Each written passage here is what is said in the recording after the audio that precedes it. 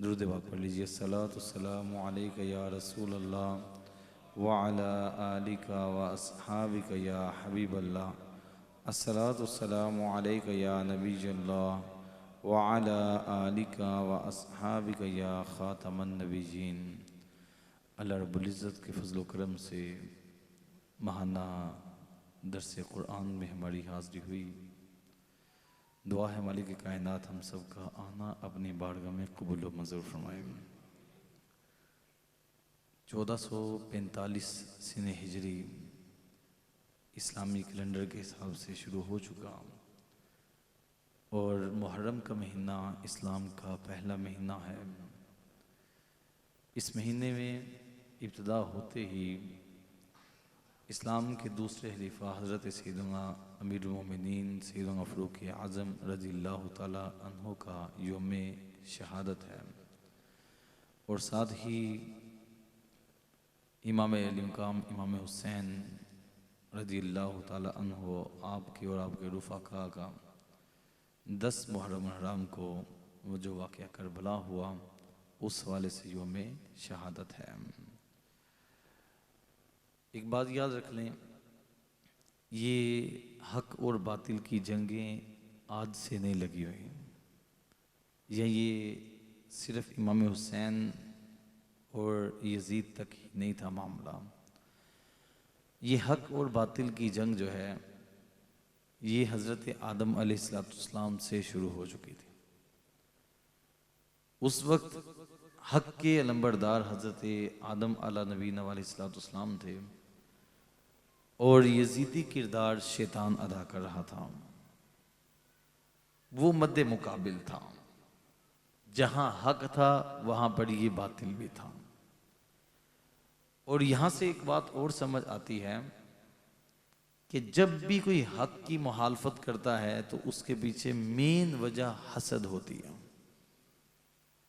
हसद होती है। शैतान को भी हजरत आदम अलैहिस्सलाम से हसद हो गई थी कि मैं अपना आदम अलैहिस्सलाम को तरजीहात मिल गई मेरे बाद आकर, हालांकि मैंने अर्श के चप्पे चप्पे पर सजदा किया और इन्होंने ऐसा नहीं किया।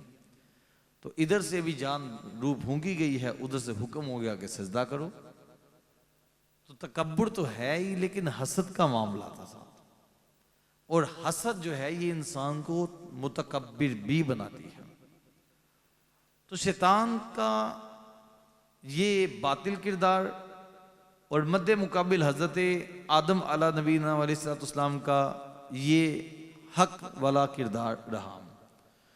इसके बाद ये सिलसिला चलता रहा। नूह अला नबीना अलैहिस्सलाम के ज़माने में भी आपके मुखालिफिन ये काम करते रहे और आप हक का अलम बुलंद किए रखा आपने। एसी लगा हुआ है, थोड़ा करीब करीब हो जाए। आज वो लाइट नहीं है, इंशाल्लाह गर्मी कितने कम होगी, थोड़ा आगे हो जाए इंशाल्लाह। वो बड़ी लाइट होती है तो उससे गर्मी ज़्यादा हो जाती है। तो असल में जहन यही था कि ऊपर प्रोग्राम किया जाए, लेकिन डर था कि बारिश ना आ जाए, तो इसलिए फिर इधर ही तरकीब बना ली गई। आइंदा माह से इंशाल्लाह छत पर तरकीब बनाया करेंगे इंशाल्लाह। तो उसमें ये है हज़रत नूह अला नबीना अलैहिस्सलाम के बाद हज़रत चलता रहा सिलसिला हज़रत इब्राहीम अलैहिस्सलाम तक आया। इधर हज़रत इब्राहीम अलैहिस्सलाम ने हक का अलम बुलंद किया और मद्दे मुकाबिल नमरूद खड़ा हो गया। नमरूद ने आपकी मुखालफत की और उस वक्त भी रब्बे कायनात ने हक को सर बुलंदियां अता फरमाई। हक जहां होता है लोगों को लगता है कि ये मुश्किल में है, हकीकतन वो सुख में होता है। लोगों को लगता है कि मुश्किल है, हकीकत में उसका ऐसा मामला नहीं होता, वो सुकून में होता है। अब जब नमरूद ने बातिल पर होते हुए अपनी ताकत का पूरा जोर इस्तेमाल किया, हजरत इब्राहीम अला नबीना अलैहिस्सलाम के लिए आग तैयार करवाई, आपको आग में डाला गया, तो रब्बे कायनात ने हुक्म फरमा दिया या नारू कूनी बरदम व सलामन अला इब्राहीम। ए आग इब्राहीम अलैहिस्सलाम पर ठंडी और सलामती वाली हो जा। हक परस्त थे तो रब्बे कायनात ने उस तरह की मदद भी फरमाई। और यहां भी मामला यही था कि ये जो मद्दे मुकाबिल आया है, मैं खुदाई का दावा किए हुए हूं, ये किसी और की तरफ लेकर जा रहा है। तो वो बातिल जो है ये हर जमाने में अपना सर उठाता रहा, बातिल हर जमाने में हक के सामने खड़ा होता रहा। इसी तरह जमाना चला तो हजरत मूसा अलैहिस्सलाम का जमाना आ गया। मूसा अलैहिस्सलाम के जमाने में बातिल वो फिरौन था मध्य मुकाबला, और हक पर हजरत मूसा अलैहिस्सलाम। ये वो किरदार है जो हर जमाने में, हर सदी में आपको कहीं ना कहीं मिल जाएगा। यूं आप तरतीब से चलते आए, देखते आए, आपको महसूस होगा यार वाकई यहां भी, यहां भी, यहां भी। लेकिन कहीं आप ऐसा नहीं देखेंगे कि बातिल को फतह हो गई और हक हार गया। ये पूरी तारीख उठाकर देख ले आप इंसानियत की, आपको लगेगा, ये पढ़ते हुए लगेगा कि यार यहां ये जुल्म भी हो गया, यहां ये जुल्म भी हो गया, यहां ये जुल्म भी हो गया। लेकिन उस जुल्म की मुद्दत कम और हक की मुद्दत जो है रब्बे कायनात ने तवील फरमा दी है। ये खत्म नहीं होता है। लगता बज़ाहिर ये है कि आजमाइश हो गई, मामला हो गया। तो फिरौन ने क्या कुछ नहीं किया, बच्चे कत्ल करवाए, उसने औरतों पर पहरे लगवा दिए, हामला औरतों पर पहरे लगवा दिए, जिसका बच्चा पैदा होता माँ के सामने उसे कत्ल कर दिया जाता। छोटी सी आती है, बेटा पैदा हो तो उससे खत्म कर दो। अल्लाह रब्बुल इज़्ज़त ने उसी फिरौन के घर में हजरत मूसा अलैहिस्सलाम की परवरिश करवाई, उसी फिरौन के घर में। और बचपन में आपने थप्पड़ भी दिया मारा उसके मुंह पर, उसे इशारा भी दिया कि तेरी हलाकत जिससे हुई है, तू जितने बच्चे बनी इसराइल के कत्ल कर चुका है उनमें से वो एक भी नहीं है। ये जो तेरे सामने है, तेरे घर पल रहा है, ये है मूसा, तेरे मध्य मुकाबिल खड़े होने वाला। आपकी जुबान में ना लुकनत थी, लुकनत पैदा होगी हजरत मूसा अलैहिस्सलाम, थोड़ी सी लुकनत। उसकी वजह ये बयान की गई कि जब आपने थप्पड़ मारा फिरौन के मुंह पर ना बचपन में, उसकी दाढ़ी नोच के ना थप्पड़ मारा, तो उसने कहा ये हो ना हो ये वही है जिसने मेरी सल्तनत को तबाह करना है। वो टेंशन में नहीं रहती है ना, फिर हर बंदा ही इंजदे लगता है। जब ये खतरा बढ़ जाए ना कि उन खतरा आ गया, फिर हर बंदा यूं ही लगता है बंदे को। मस्जिद में अगर किसी इमाम को ये खतरा पड़ जाए ना कि कमेटी वाले मेरे मुखालिफ हो गए हैं, तो कुछ बंदे मुवाफकत भी करे हो तो वो भी उनको मुखालिफ लगते, वो भी कहते हैं बंदा भी जरा है भी अंदर खाते मेरे खिलाफ ही। ये भी ऐसे ही है। इसी तरह घरों के मामलात हैं, अगर किसी बहू को किसी एक दो से खतरा हो जाए तो फिर वो सारे खानदान को ही अपने मुखालिफ ही समझती है, सबको ही ऐसे समझती है। तो ये होता है कि जब उसे ये पता था, ये बता दिया गया था कि एक बच्चा पैदा होगा जो तेरी सल्तनत की हाबी, तेरी सल्तनत की हातमे का सबब बनेगा, उसे हर बच्चा, हर लड़का ही वो लगता था, वो टेंशन लगी रहती थी। यहां से ये भी पता चला बातिल जितनी मर्जी ताकत में हो उसको टेंशन जरूर लगी रहती है, वो सुकून में नहीं हो सकता। बातिल अगर जितनी मर्जी टेंशन में हो, उधर हजरत सैयदना फारूक आजम रज़ियल्लाहु ताला अन्हु से कैसर कसरात के महल्लात से एक सफीर मुलाकात के लिए आता है, और कैसर कसरा उधर उनकी टांगे कांप रही हैं, उधर वो टेंशन में है कि इस्लाम के जो दूसरे खलीफा हैं वो सल्तनत फैला रहे हैं, उन्होंने हुकूमत ले आनी है यहाँ पर, उनको वहां महल्लात के अंदर नींद नहीं आ रही। इधर जब आकर पता किया, बंदा ढूंढता ढूंढता आया तो किसी से पूछा कि उमर फारूक आजम से मिलना है, उमर फारूक आजम से मिलना है। उन्होंने कहा वो दरख्त के नीचे जो ईंट का सरहाना बना के सोएगा वही फारूक आजम है।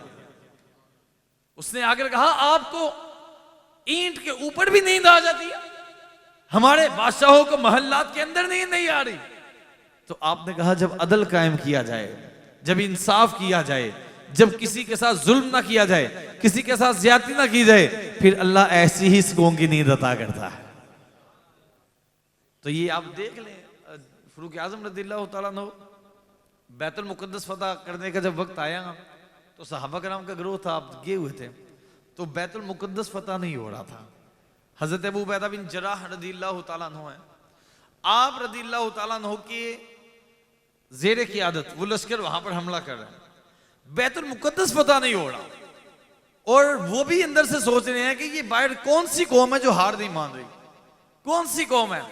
फिर उन्होंने अपनी वो पुरानी किताबें खोली, उसके अंदर देखा कि बैतुल मुकद्दस फतह करेगा आखिरी नबी का एक खलीफा होगा जिसका कद ठीक ठाक होगा, जिसका नाम उमर होगा, जो कुरैश के खानदान से ताल्लुक रखता होगा, जो मक्के से होगा, उसका ये रोब दबदबा होगा, सारी कैटेगरीज बड़ी, उसका सुरह रंग होगा, वो ऐसे रोब दबदबे वाला बंदा होगा।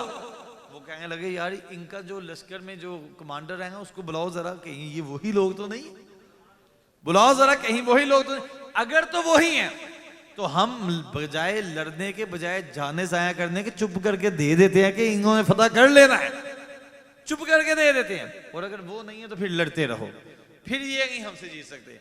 हजरत अबू उबैदा बिन जर्राह रज़ियल्लाहु अन्हु को बुलाया, पास बुलाया, कुछ फासले पर वो दरवाजे के पास से उसने देखा दूर से, आपसे गुफ्तगू हुई, उसने कबीला खानदान सारा पूछा, वापस जा कहता लड़ते रहो, ओ नहीं जे ये वो नहीं। फिर चंद दिन गुजरे, फिर टेंशन में पड़ गया, कहते यार इस शख्स को मेरे करीब बुलाओ, लगता है मैं सही तरह जज नहीं कर सका, मैं सही तरह देख नहीं सका। जब हजरत अबू उबैदा बिन जर्राह को करीब बुलाया तो आपसे पूछने लगा कि ये बताओ कि आपका कोई और अमीर भी है, कोई अमीर भी है? आप उन्होंने हाँ, अमीरुल मोमिनीन सैयदना फारूक आजम रज़ियल्लाहु तआला वो इस्लाम के दूसरे खलीफा है। इससे कहा उनकी निशानियां बताइए, वो किस तरह के हैं। आपने निशानियां बयान की, आपने सारी क्वालिटियां बयान की। इसके दिल में ख्याल पैदा कर, हो ना हो वो वही शख्सियत है।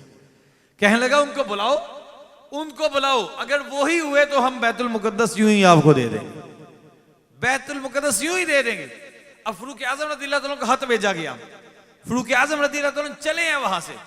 जब चले हैं तो मेरे ख्याल में कुछ 400 ऊंट आगे और 400 ऊंट पीछे होगा, हैं 400 ऊंट आगे 400 ऊंट पीछे होगा। दरमियान में बग्गी के अंदर फारूक आजम रज़ियल्लाहु अन्हु बैठकर बड़े शाहाना अंदाज से आ रहे होंगे, क्योंकि इस्लाम के खलीफा हैं और मदीने की रियासत के अलंबरदार हैं, जिन्होंने मदीने की रियासत कायम करनी थी और की हुई थी। वो यकीनन इस तरह आ रहे होंगे आजकल के सियासी रंग के तहत, आजकल के सियासी रंग के तहत। लेकिन फारूक आजम रज़ियल्लाहु अन्हु ये नहीं किया कि इतने ऊंट, आपने कहा इतना खर्चा करने की लोड़ है, इतना खर्चा करने की क्या जरूरत है, ये तो बैतुल माल का पैसा है जो हम पर लगता है, बैतुल माल का पैसा है। आप निकले हैं एक गुलाम को साथ, ये ज़ादे राह साल ली है, आपको सवारी साल ली है ऊंट वगैरह, तो आपने अपने गुलाम से तय किया इतने घंटे तक तुम सवारी पर सवार होगे, उमर लगाम पकड़ेगा, इतने घंटे तक मैं सवारी पर होऊंगा और तुम लगाम पकड़ोगे। अब गुलाम के साथ ही तय हो गया, सफर के दौरान सफर तय होता चला गया। जब बैतुल मुकद्दस के करीब पहुंचे, गुलाम कहने लगा शहर में दाखिल होना है आका। अब इत्तिफाक ऐसा हुआ फारूक आजम की बारी लगाम पकड़ने की थी, फारूक आजम की बारी लगाम पकड़ने की। यार इतना भी हो जाता, हाँ इतना भी हो जाता, कोई हर्ज तो नहीं था, इस्लाम के ऊपर कोई हरफ तो नहीं आ जाना था कि ये वो आका है और ये गुलाम है। तो अब हो गया, अगर रद्दो बदल तो मसला कोई नहीं है। लेकिन इस्लाम हुकूमत का अंदाज कैसा सिखाता है, अपने मातहतों के साथ कैसा चलना चाहिए, ये अंदाज कैसा सिखाता है। फारूक आजम रज़ियल्लाहु अन्हु से अर्ज करने लगे आका आप अमीरुल मोमिनीन हैं और मैं गुलाम हूं।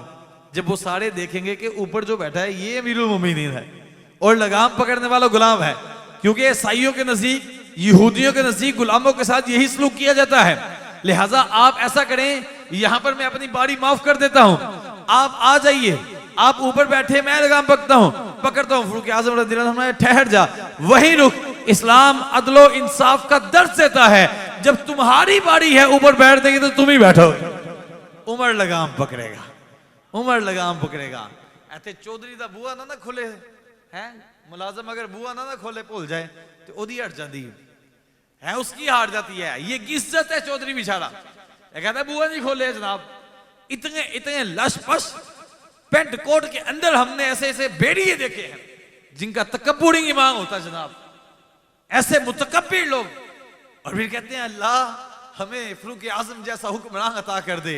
तो मैं करतूता भी यजीदां वाली छड़ दे, समझ आई, करतूते यजीदों वाली और हुक्मरान फारूक आजम जैसा कैसे पैकेज लगाते हैं। यानी कि ये समझते हैं कि कोई हॉटस्पॉट लगाकर ही, कोई वीपीएन लगा कर ना कोई वेबसाइट तोड़ ली जाए, ओ भाई ये इस्लाम का निजाम है, तुम्हारी कोई वेबसाइटें नहीं है जो खुल जाएंगी इस तरह करके। इस्लामी निजाम है, यहां पर अपने आप को झुकाना पड़ेगा। फिर फारूक आज़म रज़ियल्लाहु अन्हु जब पहुंचे हैं, वहां पर पहुंचे और उन्होंने यही समझा कि ऊपर जो है ना ये आका है और नीचे गुलाम है, ऊपर आका है। अब फारूक आज़म रज़ियल्लाहु अन्हु की सहाबा से मुलाकात हुई। सहाबा से जब मुलाकात होती है तो मुलाकात के बाद फारूक आज़म रज़ियल्लाहु तआला अन्हु से सहाबा अर्ज करने लगे, या अमीरुल मोमिनीन, अब चूंकि आपने मुलाकात के लिए जाना है, मुलाकात के लिए जाना है, तो लिहाजा लिबास आप वो वाला पहन ले हैं जो सोना हो, जरा ज्यादा खूबसूरत लगे, ज्यादा खूबसूरत लगे, क्योंकि तकाजे हैं इस बात के। तो लिबास आप वो वाला पहन ले जो वो इस अंदाज से हो। थोड़ा थोड़ा इसको उठा ले, ठीक है, चले थोड़ा आगे हो जाए बेटा। सल्लु अलल हबीब सल्लल्लाहु तआला अला मुहम्मद सल्लल्लाहु अलैहि वसल्लम। अभी जो आते हैं ना अली भाई, इनके लिए बैठ चटाई बिछा दे, ठीक है, जूते पीछे करके चटाई बिछा दो। अच्छा, फारूक आज़म रज़ियल्लाहु अन्हु शेयर करने लगे, या अमीरुल मोमिनीन, लिबास जो है जरा ऐसा हो जाए शाहाना, पता चले कि इस्लाम के अमीर आ रहे हैं। आजकल होता यही ना, कुछ लोगों ने ना अपने ज़हन में अपने साथियों को ना बहुत बड़ा प्रोटोकॉल दे लिया होता है, कहीं ऐसे भी होते हैं, अपने मिजाज के मुताबिक साथियों को बहुत प्रोटोकॉल दे चुके होते हैं। वो कहते हैं कि जनाब नहीं, ये टुहाडे शाया निशान नहीं, आप सब तुसी ना पानी पाओ किसे बोलते हैं, वो कह देते हैं, वो भाई डाल लिए तो क्या हो गया, पानी डाल के पीना है ना, क्या हो गया भाई।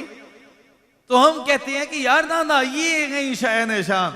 ओ भाई यही मसला हुआ पीरों के अंदर, जो 2 नंबर पीर है उनकी बात करने लगो, यही मसला हुआ कि पीर साहब नहीं तुसी नहीं, असी पहले चादर उछाने हैं, पीर साहब नहीं ये हम आगे करते हैं। अच्छी बात है, इज्जत और तकरीम अहले इल्म की, उलमाए हक की, पीराने उज़ाम की होनी चाहिए, लेकिन भाई जो उलमाए हक और पीराने हक हैं वो समझते हैं कि अगर थोड़ा सा हम भी कर लें ना तो घिस नहीं जाएगा, कि हमें टेंशन नहीं पड़ जानी, कोई ऐसा मसला नहीं हो जाना। यही फारूक आज़म रज़ियल्लाहु तआला अन्हु है, अपने कंधे पर ही बोरी उठा के जा रहे थे, तो गुलाम ने कहा था जनाब मुझे दे दे, मैं उठाता हूं। फरमाया क़यामत वाले दिन उम्र का भार उठा लेगा।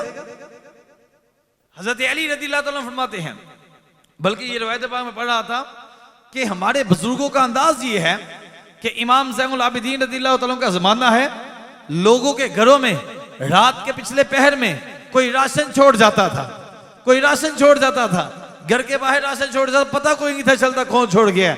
अब वक्त गुजरता गया, लोग तलाश करते रहे ये कौन बंदा है जो रात के पिछले पहर में आता है और राशन छोड़ जाता है। आज के पीरों के लिए जो 2 नंबरी गद्दी लगाए हुए बैठे हैं, जनाब कंजरियां ये नचाएं, जवाब उलमाए अहले सुन्नत दे है, कंजरियां ये नचाएं, चर्च और बंके सूटे ये लगाएं और अयाशियां ये करें, लिट्टे ये बढ़ाएं, 10 अंगूठियां ये पहने, जवाब जो है उलमा अहले सुन्नत दे। हम कहते हैं हमारा टोटल बाइकाट है ऐसों के साथ, हम इस तरह के किसी कंजर को पीर नहीं मानते। रसूल करीम सल्लल्लाहु अलैहि वसल्लम की शरीयत के दायरे में जो है पीर वही माना जाएगा, पीर वही माना जाएगा।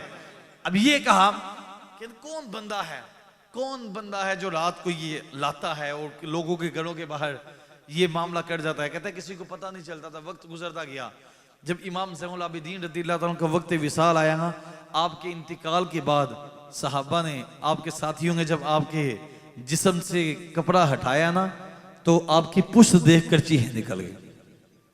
ये रातों को तोड़े उठा उठा कर लाने वाला कोई और नहीं, ये मदीने के गद्दी नशीन इमाम ज़ैनुल आबिदीन रज़ियल्लाहु तआला, ये है पीरी मुरीदी मोहतरम।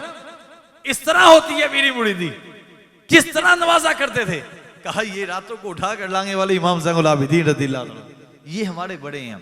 अगर इनका किरदार आ जाएगा तो फिर हर जगह पर निज़ाम सीधा हो जाता है, बेहतर हो जाता है। बहरहाल फारूक आज़म रज़ियल्लाहु तआला से अर्ज़ की गई आप लिबास बदल लें, अब ये कर ले, सवारी ये वाली ले लें, आप घोड़े पर बैठे, लिबास जो सहाबा ने दिया था वो पहना, बड़ा खूबसूरत लिबास, बड़ा प्यारा तेज रफ्तार घोड़ा, आप लेकर थोड़ा सा आगे चले हैं। मैं कहता हूँ फारूक आज़म रज़ियल्लाहु तआला का नाम लेकर लोगों से वो इकट्ठे करने वाला ये भी सोच ले कि उनका प्रोटोकॉल, उनका अंदाज कैसा था। उनकी कैफियत कैसी थी। आप चले हैं आगे, जब थोड़ा सा आगे चले हैं तो वो फारूक आजम रज़ियल्लाहु ताला हो जो किसी से डरा नहीं करते थे, वो फारूक आजम रज़ियल्लाहु ताला हो जिनका रोब दबदबा था, आधी दुनिया से ज्यादा पर हुकूमत की फारूक आजम रज़ियल्लाहु ताला ने वहां तक इस्लाम की सरबुलंदी का वो अलम बुलंद किया।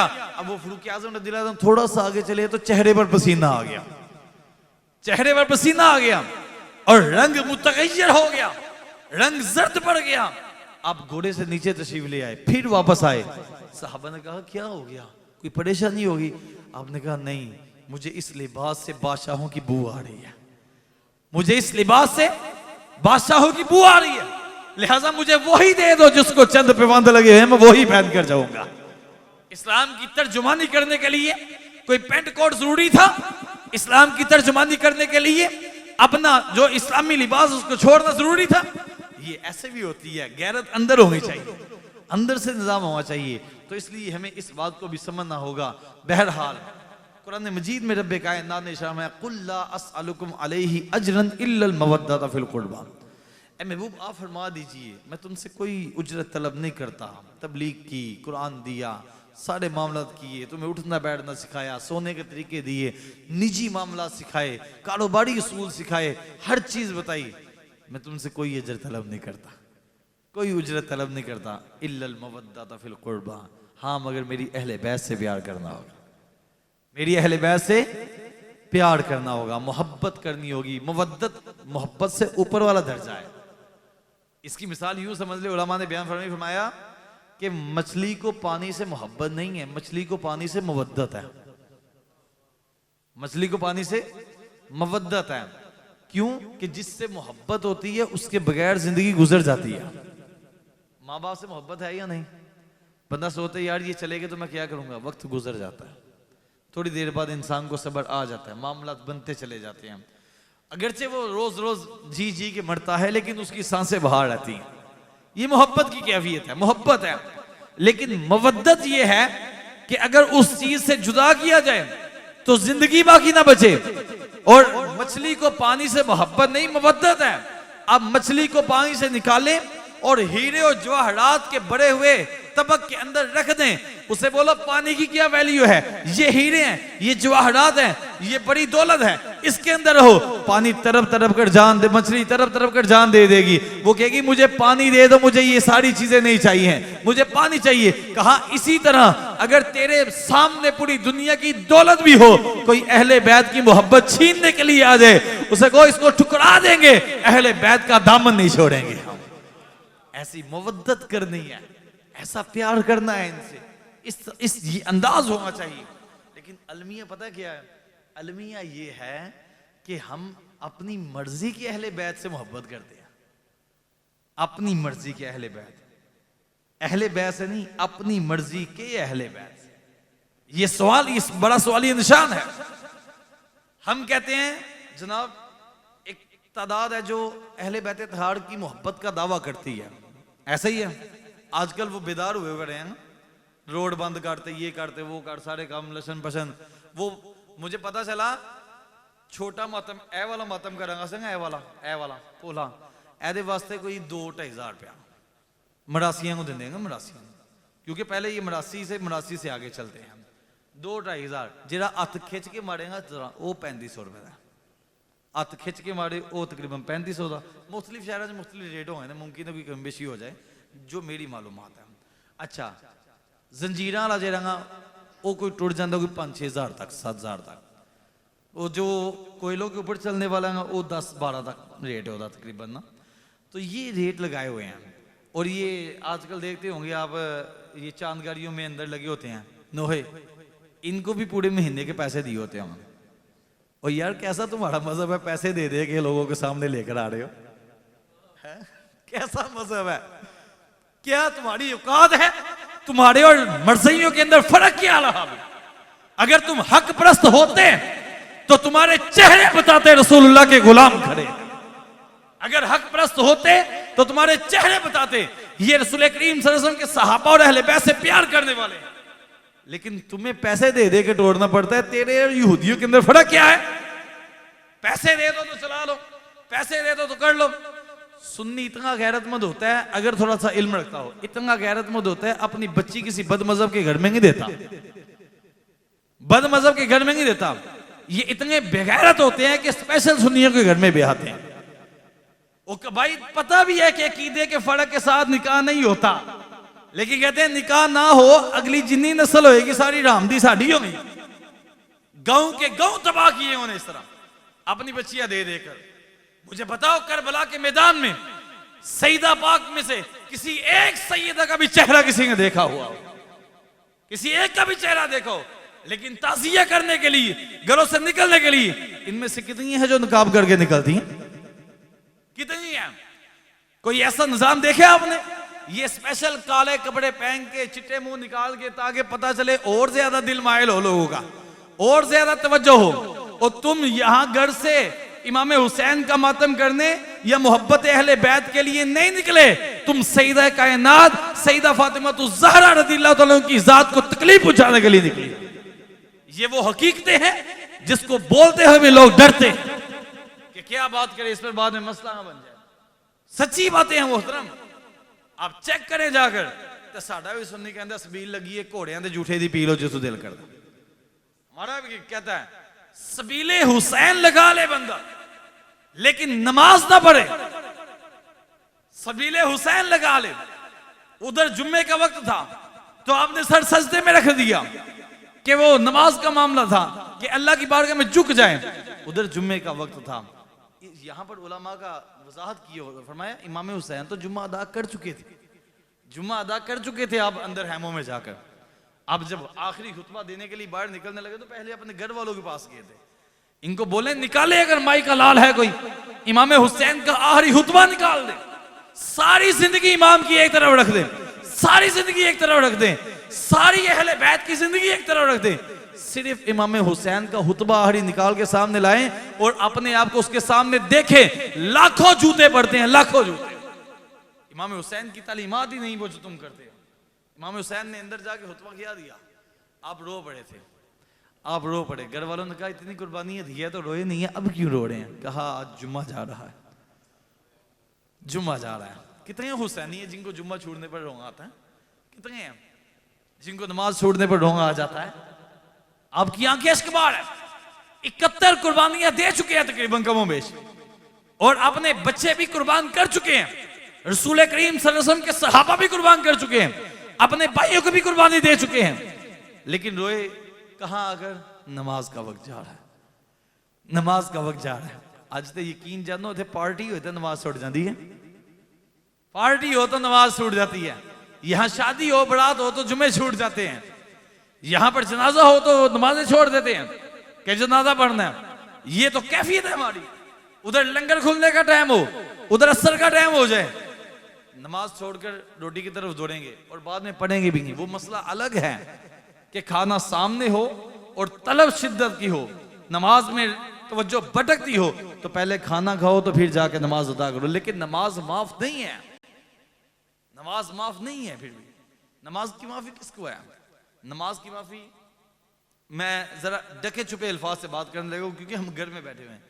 नमाज की माफी उस औरत को है जिसके हाँ बच्चे की वलादत हुई, जब तक उसकी नापाकी के दिन चल रहे हो। एक दूसरे नंबर पर जिसको हर महीने रुखसत मिलती है अल्लाह की तरफ से, एक कुदरती निज़ाम है। दो तीसरे नंबर पर नमाज की माफी नाबालिग को है, नाबालिग ना समझ बच्चा नाबालिग। चौथे नंबर पर पागल को है, पागल को जिसको होश ही कोई नहीं है, पता ही कोई नहीं है, नमाज की माफी है। या मुर्दे को माफी है, या किसको है? मुर्दे को, मर गया अब नमाज नहीं पढ़ेगा। ये चंद कैटेगरीज है जो नमाज नहीं पढ़ता। कम से कम ये सोचे तो सही, इन 6 को लिख के इनमें से कौन सा है वो, लिख कर देखे तो सही। क्या उसने कोई वलादत की है? क्या उसको कोई नमाज की महाना रुखसत आ गई? क्या वो पागल है? क्या वो नाबालिग है या मर चुका है? जरा अपनी गैरत को हाथ डालकर तो देखे। सहाबा की एक तादाद थी कसीर जो बेनमाजी को मुसलमान ही नहीं समझते, मुसलमान ही नहीं थे समझते वो, अगरचे मसला हो। लेकिन सहाबा की जमात थी, उनका गुमान था कि बेनमाजी है, मुसलमान नहीं। उनको फर्क ही ये रखा हुआ था। आज आप चेक कर लें शादियों पर और इसके अलावा मामलात में, यहां तो महफिल मिलाद की तैयारी करने वाले नमाज छोड़ देते हैं, उनको नमाज की फिक्र नहीं होती, उनको कहते तैयारियां सेट कर लो जनाब। तो हम अपनी कम से कम हुसैनी किरदार तो अदा करें जहां भी, इस तरफ तवज्जो कोई नहीं हो पा रही हमारी। हम कहते हैं कोई गल नहीं, हम आराम से बैठे होते हैं, मस्त बैठे होते हैं, नमाज का टाइम आता है चला जाता है, वक्त गुजरता जाता है, कोई तवज्जो नहीं हो पा रही। अकीदे के साथ साथ अमल भी दुरुस्त होना चाहिए भाई, ताकि सोने पर सुहागा हो जाए, सोने पर सुहागा हो जाए। मेरे इमाम आए, खुलासा अर्ज करने लगा, आप रो पड़े, पूछा क्यों, कहा जुम्मा जा रहा है, उधर जुम्मे का इमाम था, आज जुम्मा जा रहा है, अपने ही हैमे में अपने अहले खाना में से जो अफराद थे उधर ही नमाज अदा की। फिर आप करबला में पहुंचे, वहां पर आपने सर सजदे में रखा और वहां भी पैगाम दिया कि जान जाती है तो जाए, ये पैगाम में हुसैन है कि रब के सजदे ना चले जाए, रब के दरबार में झुकना ना छोड़ देना, ये पैगाम है इमाम अली मकाम इमाम हुसैन रज़ियल्लाहु तआला को। लेकिन आज हम जब कुर्बानी का वक्त आए, उस वक्त हम कुर्बानी को तरजीह देते हैं और सैयदना इब्राहिम अला नबीना अलैहिस्सलाम और हजरत इस्माइल अलैहिस्सलाम के हमने दुम्बे की तरफ तो देखा, लेकिन उनके अंदर जो इखलास था उस तरफ कोई नहीं देखता है।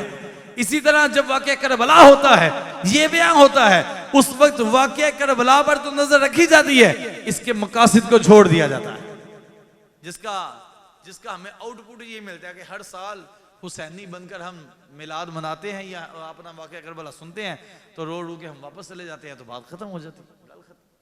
इतना सही काम है। तो ये मुख्तलिफ रेट है, मुख्तलिफ जनाब 2000 वाला मातम हो रहे, 3500 वाला हो रहे, चुड़ियाँ चलांग वाला हो रहे, कोयला ते चलांग वाला हो रहे। फिर इसमें एक एतराज करते हैं, वहां पर सब एतराज है, बड़ा डाडा कहते हैं, उनको कहा गया ये क्या आप करते हैं, पैसे दे देकर करते हैं, कहने हैं तुसी नहीं, ये जवाब देंगे हमने भी आगे, कहने सुन्नी नहीं, सुन्नी ये भी तो अपनी महफिलों में मरासियों को बुलाते हैं पैसे दे देकर नात पढ़ने के लिए।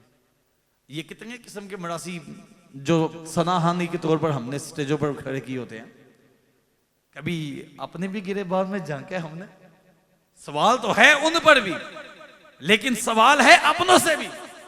और कोई भी आलिम दीन उलमाए हक में से कभी भी ऐसे मिरासियों को स्टेज पर बुलाने का कायल नहीं है, लेकिन हमने अपने उलमा की जब बात नहीं की तो आप बात करते हुए भी लाजवाब होकर वापस आए।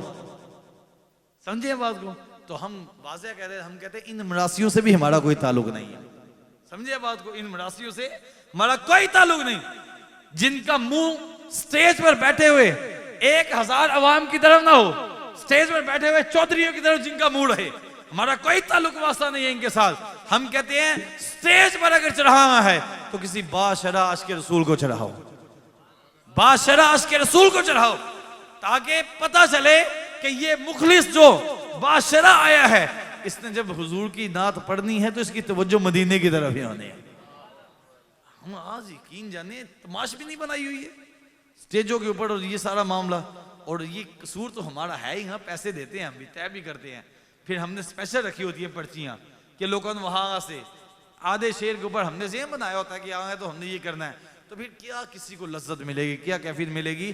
तो हम ये कहते हैं, हम कहते हैं भाई हम इस मामले में आकर ऐसा तो कर नहीं सकते, ऐसा तो कर नहीं सकते कि हम महफिल मिलाद मनाना बंद कर दें, ऐसा तो कर नहीं सकते, क्योंकि अगर नाक पर मक्खी बैठ जाए तो मक्खी उड़ाई जाती है, नाक नहीं काटा जाता। ऐसा ही है, नाक पर मक्खी बैठ जाए तो मक्खी उड़ाई जाती है। तो यहां वही मामला हुआ कि यहां पर मक्खियां बैठ गई, हम इन मक्खियों को उड़ा देंगे, हमारी महफिल फिर वही हो जाएगी जो हुजूर अलैहिस्सलाम की मोहब्बत वाली थी। लेकिन भाई तुम्हारे पास तो ये मामला नहीं है, तुम्हारी नाक पर मक्खी नहीं बैठी, तुम्हारी सुअर पर मक्खी बैठी हुई है, सुअर पर मक्खी बैठी है। वो मक्खी ही नहीं उड़ाएंगे, सुअर का भी हाथमा करना ना, उसका भी हाथमा करना है। जैसे सुअर खाना हराम है, मातम भी तो हराम है, समझे। तो इसके लिए पैसे देंगे तो वही मामला है। तो हमें बात को गहराई से समझना होगा।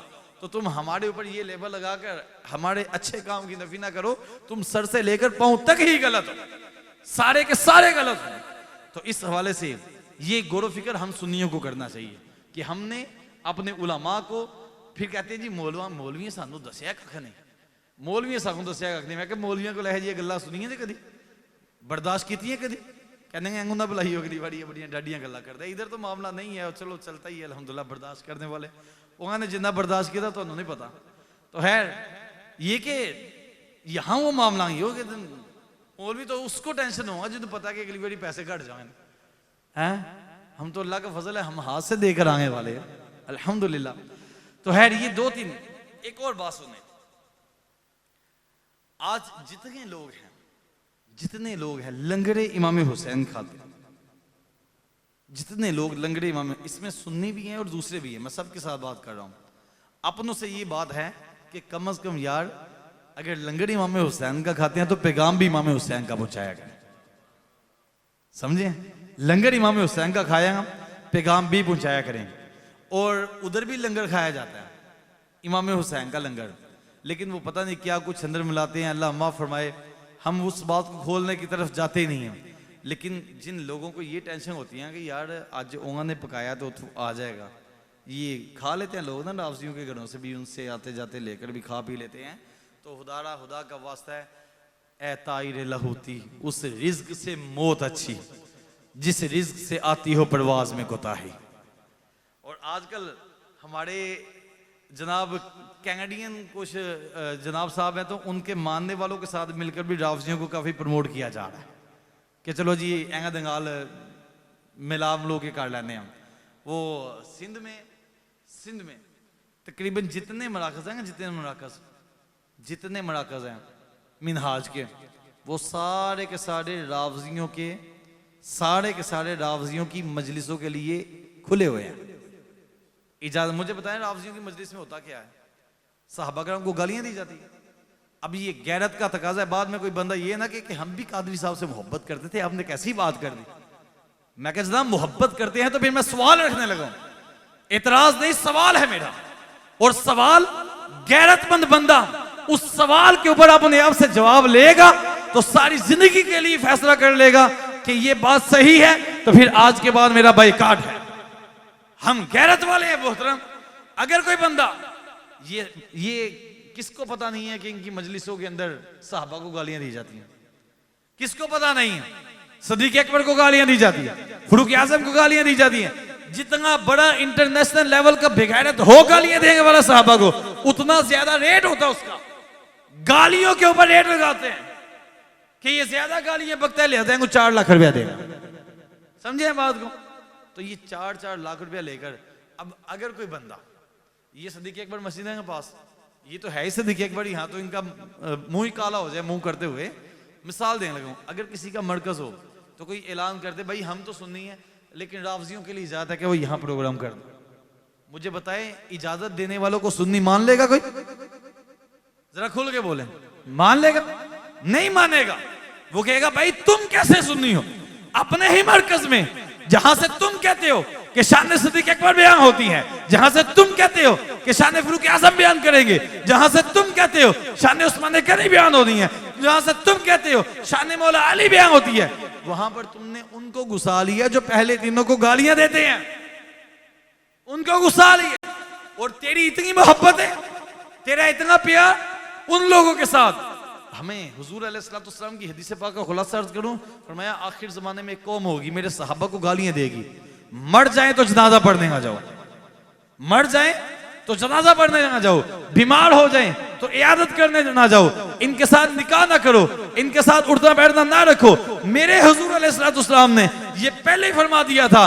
और कोई गैरतमंद बने और साथ के हमारे मरकज में आकर तुम मजलिसें करो, मुझे बताओ ये रसूलुल्लाह की शरीयत का कितना बड़ा भगोड़ा है, कितना बड़ा भिगोड़ा है।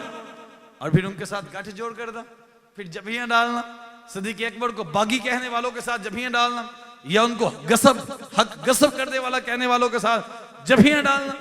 ये सुन्नियों गैरत की बात है, जागने वाला वक्त है। इस वक्त जागना होगा, समझना होगा। और मजीद आपके सामने रखो, मुहर्रम के महीने में एक रिवाज ये चल पड़ता, 7 मुहर्रम को मन्नतें मांगना शुरू हो जाएंगे जाकर। चलो जी मन्नत मांगन चले जाइए, चलो जी ये कर ले। वो भाई कहते हैं जी दीवा है जी, दीवा जरा उतो चुकना है असी इमाम बारगाह चो, उतो असी दीवा चुके घर लिया, घर आने तक अगर दीवा ना बुझिया तो मन्नत पूरी हो जाएगी। मैं कहा जिदू तो करूँ ऐसी इरादे नाल निकले हैं उदू तेरा दीवा बुझ गया सी। समझे बात? जब इस इरादे से घर से निकला था कच्चे एतकाद करके, तेरा दिया उसी वक्त ही बुझ गया था। हाँ, ये दिया जलता कैसे है? कहा इसके अंदर तेल डालने के लिए बरेली शरीफ से तेल मिलता है स्पेशल। हाँ, बरेली शरीफ से मिलता है जिसको फतावा रज़विया कहा जाता है, वो उससे डालें, उससे डालें इस दिए के अंदर तेल, इंशाल्लाह बाद मरने के लहद में भी उजाला होगा, ये वहां भी चलता रहेगा। अल्हम्दुलिल्लाह, अल्लाहु अकबर, या रसूल अल्लाह, या अली जिंदाबाद। अगली बात सुने। और एक और तदाद है जो रावजीद का दरवाजा ना थोड़ा थोड़ा, जैसे ये आपके आगे के लिए थोड़ा सा खुलता है कि ठंड बाहर ना टूट जाए की तरह, इसी तरह वो रावजीद का दरवाजा थोड़ा थोड़ा खोलते हैं कि किसी तरीके कोई मामला हो जाए, बाहरों अंदर अंदरों बाहर कोई मामला कर लिए। वो बज़ाहिर सुन्नी बने हुए हैं, बज़ाहिर सुन्नी बने हुए हैं, लेकिन है वो सूर की तो नहीं, बज़ाहिर वो सुन्नी। उनका हाल ये है कि जनाब वो पीछे अंदर खाते हैं ना, इन्हीं लोगों के साथ ताल्लुक़ रखने वाले हैं जिन्होंने अपनी मस्जिदों में इजाज़त दे दी मजलिस से पढ़ने की, इन लोगों के साथ ताल्लुक़ रखने वाले। और फिर ये पता किस तरीके से वारदात करते हैं, वारदात का मेथड क्या है? ये पोले पोले आएंगे, पहले मसले बयान करेंगे, फतवे।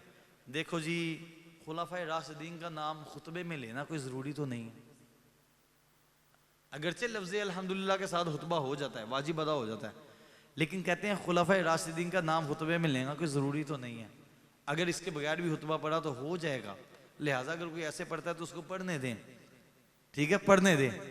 मैं कह यही तो जलालत है, यही तो असल हबासत है। पीड़ा और तो भकियां और किडे पोले पोले टूटेगी हैं, इनको नहीं पता इमाम अहमद रज़ा के गुलाम जाग उठे हैं, इनको नहीं पता ये जाग रहे हैं और जगा भी रहे हैं, इनको नहीं पता मुजद्दिद अली सानी रहमतुल्लाह ताला अलैह आपकी बारगाह में हद लिखा गया, कहा फुला फुला इलाके में कुछ बंदे हैं, उन्होंने उनके हतीब ने क्या किया, वो कहते हैं खुतबे में खुलाफाए राशिदीन का नाम बितरतीब जैसे हम लेते हैं, कहा वो कहते हैं ये जरूरी नहीं है, उसने खुलाफाए राशिदीन का नाम निकाल दिया। मुजद्दिद अली सानी रहमतुल्लाह ताला अलैह आला हजरत का फतवा नहीं देने लगा, कोई कह देगा डाटा फतवा है, मैं किसी और आज के मुफ्ती का फतवा नहीं देने लगा।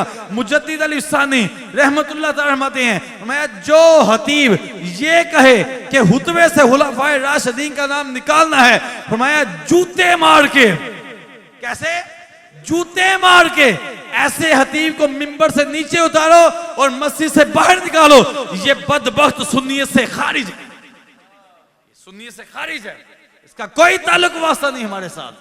ये नजरिया है। एडे जिगरे किथे अज साडी कौम दे हैं, इतने जिगरे कहां अज दे झूठे पीना दे खिलाफ तकरीर करी ते अगली बारी जुम्मे तो कहने भाजी माजरत जी तुहाडी मेहरबानी, अगले जुम्मे तो इंतजाम कर ले अपना। आजकल तो ये हालत हो गई है। और मैं फतावा रज़विया में पढ़ रहा था, सईदी आला हज़रत रहमतुल्लाह ताला अलैह, ये फतवा भी आप सुने कान लाल हो जाए बंदे, ओए होए होए है की हो गया, फतवा सुनिए आला हज़रत रहमतुल्लाह ताला का। आपकी बारगाह में सवाल भेजा गया कि जैद की माँ है या बकर की माँ है, वो जैद की शादी का मामला था, अब उसकी माँ का ये अकीदा है, क्या अकीदा है सुनिए जरा। वो कहती है मैं सिद्दीक़ अकबर रज़ियल्लाहु तआला अन्हु को पहला खलीफा मानती हूँ, फारूक आज़म को दूसरा खलीफा मानती हूँ, उस्मान गनी को तीसरा खलीफा मानती हूँ, मौला अली को चौथा खलीफा मानती हूँ, हजरत अमीर मुआविया से मोहब्बत भी करती हूँ, तमाम सहाबा से प्यार भी करती हूँ, हर सहाबी को जन्नती भी मानती हूँ, हाँ बस एक बात है, अफजल मैं मौला अली को जानती हूँ। आला हज़रत हमारा सुन्नियत से खारिज है। अफजलुल बशर बादल अंबिया वल मुरसलीन बित्तहकीक अबू बकर सिद्दीक, ये है नजरिया। आला हज़रत सुन्नियत से खारिज है, सारा कुछ मान रही है, इंज दे कई साडे नाल फिरदे हुंदे जी मेरी मोहब्बत है। आला हज़रत कहते तेरी मोहब्बत नहीं तेरी खबासत है। जब मौला अली ने इनको अफजल मांगा है तो तू कौन होता है? जब मौला अली ने इनको अफजल माना अपने से तो तू कौन होता है? तो इसलिए हमें अपने अकायद और नजरियात पर पहरा देना होगा और ज़रूरत है इस बात की। और इंशाल्लाह इस मकसद के लिए अगले महीने इंशाल्लाह अज़्ज़ वजल कॉन्फ्रेंस हो रही है। इंशाल्लाह आपको पहले ही बताया था 20 अगस्त को इंशाल्लाह अज़्ज़ वजल पेरिस रोड पर, अभी हम 1-2 दिन में बता देंगे, हिल्टन सिटी में होगी या शाहजी में होगी। इंशाल्लाह भरपूर तरीके से हम वहाँ पर शिरकत करेंगे। और जो रास्ते सुन्नियत की खराबी के लिए, सुन्नियत के अंदर लोगों के ईमान और कायद पर हमला करने के लिए खुल रहे हैं, इंशाल्लाह एक एक आपके सामने रखेंगे ताकि आपको पता चल जाए कि हमने वापस जाके कहाँ कहाँ पहरा देना है, किस किस जगह पर पहरा देना है।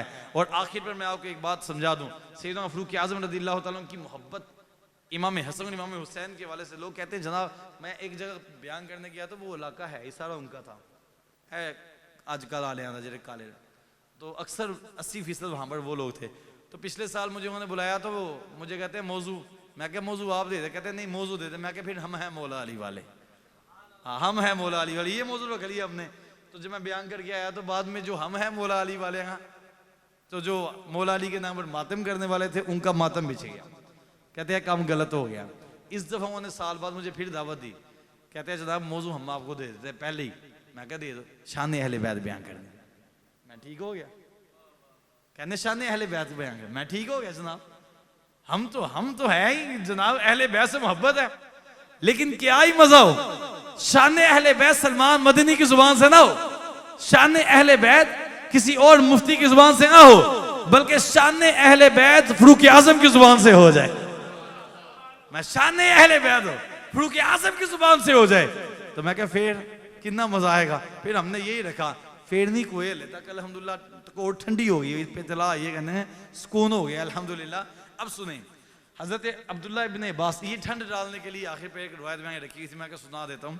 अब्दुल्लाह इब्न अब्बास रज़ियल्लाहु ताला अन्हु, आप रज़ियल्लाहु ताला अन्हु फरमाते हैं कि फरूक आज़म रज़ियल्लाहु ताला अन्हु का दौरे खिलाफत था, मदायन फतह हुआ, माले गनीमत आ गया, खुलासा अर्ज करना माले गनीमत आ गया, मस्जिद नबी के सहन में बिछा दिया गया, ढेर कर दिया गया, सहाबा कराम जलवा कर रहे हैं जिनको तकसीम हुआ है। सबसे पहले जो शख्सियत उठी अपने हक का मुतालबा करने के लिए वो हजरत सैयदना इमाम हसन मुज्तबा रज़ियल्लाहु ताला अन्हु, इमाम हसन मुज्तबा रज़ियल्लाहु ताला अन्हु खड़े हुए और कहने लगे या अमीरुल मोमिनीन आतीनी हक्की मिम्मा अफा अल्लाहु अलल मुस्लिमीन, ए अमीरुल मोमिनीन मेरा हक दे उसमें से जो अल्लाह ने मुसलमानों को माल अता किया है। फरूक आज़म रज़ियल्लाहु ताला ने क्या कहा, वहां बिर्रहबी वल करामती, ए हसन आपके लिए इज्जतें हैं, आपके लिए पजीराई है, आपके लिए करामतें हैं। 1000 दिरहम लिया और इमाम हसन मुज्तबा रज़ियल्लाहु ताला को पेश कर दिया। जब ये लिए इन्होंने तो साथ ही इमाम हुसैन खड़े हो गए, इमाम हुसैन खड़े हुए, उन्होंने भी यही कहा।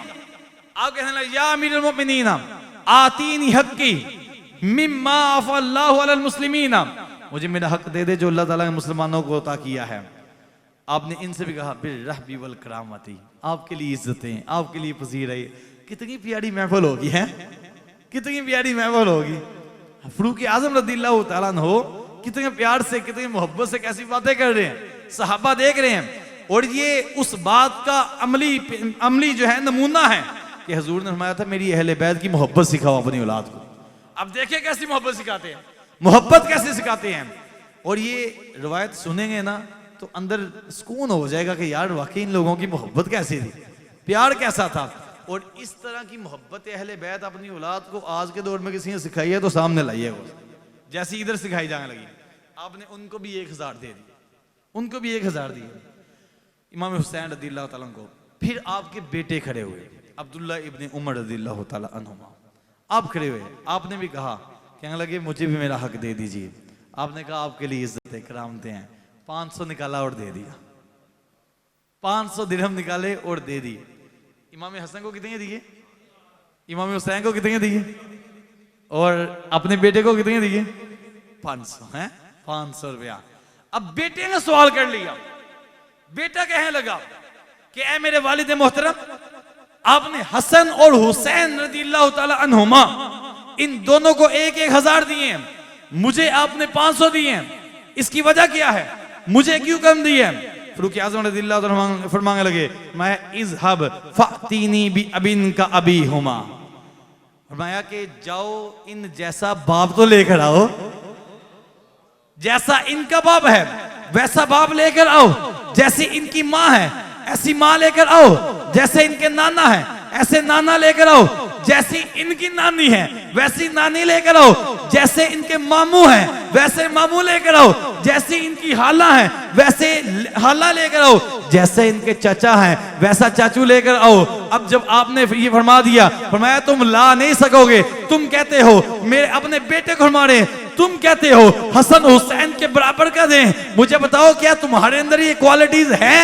क्या तुम्हारी ये शान है? फिर आपने फरमाया सुन लो, अबू हुमा अलीयुल मुर्तजा, उनके बाप का नाम अलीयुल मुर्तजा है, उम्मु हुमा फातिमतु ज़हरा, उनकी माँ का नाम फातिमतु ज़हरा है, वजद्दुहुमा मुहम्मद अल मुस्तफा सल्लल्लाहु अलैहि वसल्लम, उनके नाना का नाम मोहम्मद मुस्तफा सल्लल्लाहु अलैहि वसल्लम है, वजद्दतुहुमा हदीजतुल कुबरा रदियल्लाहु ताला अन्हा, उनकी नानी का नाम हदीजतुल कुबरा है, व अम्मुहुमा जाफर इब्न अबी तालिब, उनके चाचा का नाम हजरत जाफर बिन अबी तालिब रदियल्लाहु ताला अन्हु है, खालूहुमा इब्राहिम इब्न रसूलुल्लाह सल्लल्लाहु अलैहि वसल्लम, उनके मामू का नाम हजरत इब्राहिम जो रसूलुल्लाह के बेटे हैं वो इनके मामू हैं, और इनकी हालों का नाम रुकैया और उम्मे कुलसूम है।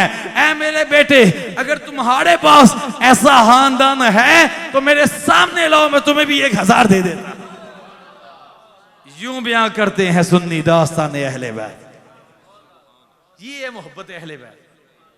फारूक आजम रज़ियल्लाहु ताला ने सिखाई अपने बेटे, मैं इस तरह प्यार करना है। ये हुजूर की हदीस पाक का जो खुलासा है कि 3 चीजें सिखाओ, उनमें से अपनी औलाद को मेरी अहले बैत की मोहब्बत सिखाओ। मुझे बताएं, इतनी मोहब्बत सिखाते रहे सहाबा के मजमे में, तो कोई बाद में आकर भेड़िया ये कह दे कि इन्होंने मामला इस तरह कर दिया, ये कह दे आगे।